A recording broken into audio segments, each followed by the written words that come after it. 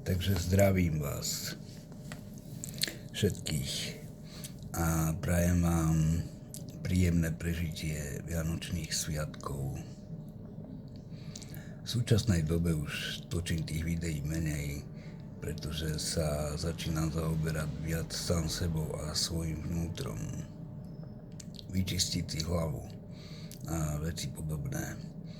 Ako vplývajú vonkajšie okolnosti na moje vnútro, ako sa cítim a tieto veci.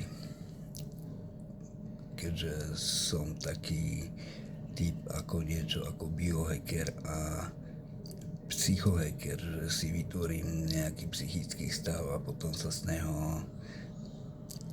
ním potrebujem vysporiadať. Asi tak to myslím. Alebo vytvorenie si novej osobnosti. A veci podobné už na takých novších a novších poznatkov. A tak ďalej.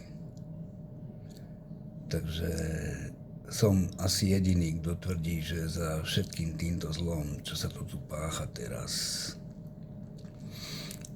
je evolúcia. Pravá evolúcia je naozajstná pravá evolúcia je skrývaná,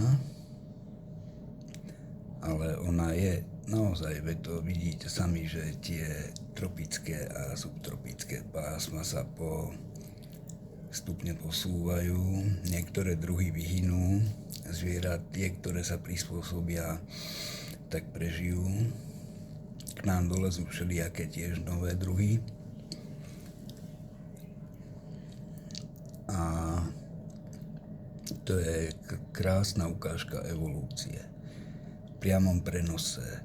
Lenže je tu ešte aj evolúcia človeka a ako je človek ovládaný. Mohol by byť ovládaný zvonku nejakou medzi svetmi, nejakou entitou, dajme tomu démonom alebo diablom, alebo naopak aj samotnou smrťou. Pretože evolúcia je zmena, premena. Premena je aj z živého človeka na mŕtvého, je to zmena. No a kto by mohol stáť za touto zmenou? Ja neviem, Ježiš Kristus by to možno vedel, alebo nevedel. Ale ja si myslím a som vnútri presvedčený, že je za tým bájna bytosť Bohyňa Káli, samotná smrť, ktorá to tu teraz všetko riadí. A ako s tým vybabrať? Vybabrať by sa dalo jediné, keby sa zmenil systém politický, ekonomický, sociálny, tak ľudia by spomalili tempo. Keby naskočili na taký systém, ako v 89. skončilo. Že by sa zaviedli tie isté pravidlá postupne, ako boli. Aj v robotách samozrejme, myslíme, my odborári. Aj v robotách žiadne 12 a takéto 8, jak bolo niekedy. A dovolený bol aj alkohol. A bolo menej pracovných úrazov. To netvrdím, že musí byť teraz dovolený, ale treba byť zhovievavejší. Jo. Takže celý systém by sa musel otočiť a potom by bájna bytosť Bohyňa Káli začala ustupovať automaticky. Ono sa zdá, že nám vládnu blázni, ale kto ich ovláda? Keď blázon nie je sám sebou, tak kto ovláda jeho bytosť alebo jeho dušu? Nad tým sa aj treba zamyslieť. Naozaj to môžu byť nejaké démonické bytosti niekde medzi svetmi, medzi nebom a zemou. Podľa kvantovej fyziky je všetko možné. Aj podľa kvantovej mysle je všetko možné. A ako sa mení človek, normálny človek, ako sa môže zmeniť v reptiliána? Trebárs. To sú také veci, že keď sa začne to ľudské biopole meniť tú farbu do zelena, tak to znamená, že ten človek sa tiež mení, svoje vlastnosti mení, začína byť lakomý, taký negatívny po všetkých stránkach, taký čisto fašistický, jak sú,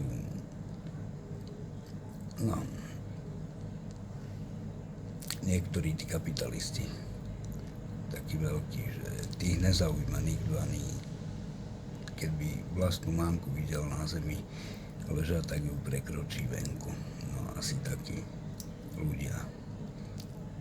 To už sú čisto ovládaní ľudia z hľadiska energií, ľudských energií. A ide to až do čiernej farby.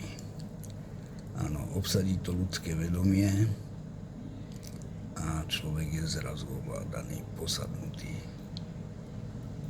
Asi ako Matovič, Igor. Ten je tiež posadnutý démonom. A to býva. A chodí do kostola. V Trnave, pre Boha. Sa tam chodí do kostola.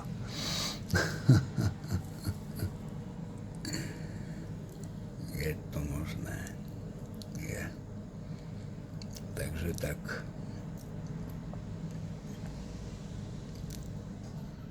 Takže ľudia, keby sa im podarilo zmeniť nejakou cestou systém, či už voľbami alebo revolúciou, ale musia si pýtať to, čo chcú, slobodu. To ľudia si musia pýtať. To tých hore ani nenapadne, aby niečo také dávali. Ale keď si to ľudia budú pýtať hromadné v uliciach, tak s tým už sa musí niečo robiť. Takže nebojujte, na čo bojujete proti tomu, hentomu, tamtomu. Slováci už toľko rázy bojovali od migrantov, keď ešte Mazúrek bol v uliciach, dneska je v politike a je úspešný. No, ale nevybojovali zatiaľ zdanlivo nič, stále sa to tu zhoršuje a zhoršuje. Ľudia sú znechutení, ale nemali by byť znechutení. Keď nechcú ísť ani do ulic a nechcú ísť ani k voľbám, tak potom čo chcú? No. A keď už idú k voľbám, aspoň aby teda volili v kom sa už viackrát sklamali, tak na to nech sa vykašľú. Opozícia není taký žiaden smer. To tiež by nikam neviedlo, tak ja nikoho nebudem nahovárať. No, na nič. Ešte máme čas, chvíľu. Takže mocná evolúcia, bojňa Káli.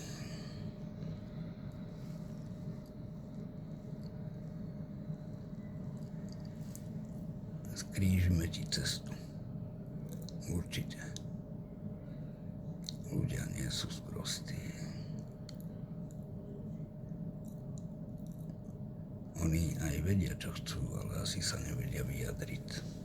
Zatiaľ len cez Facebooky a podobné. Takže majte sa. Ja si idem užívať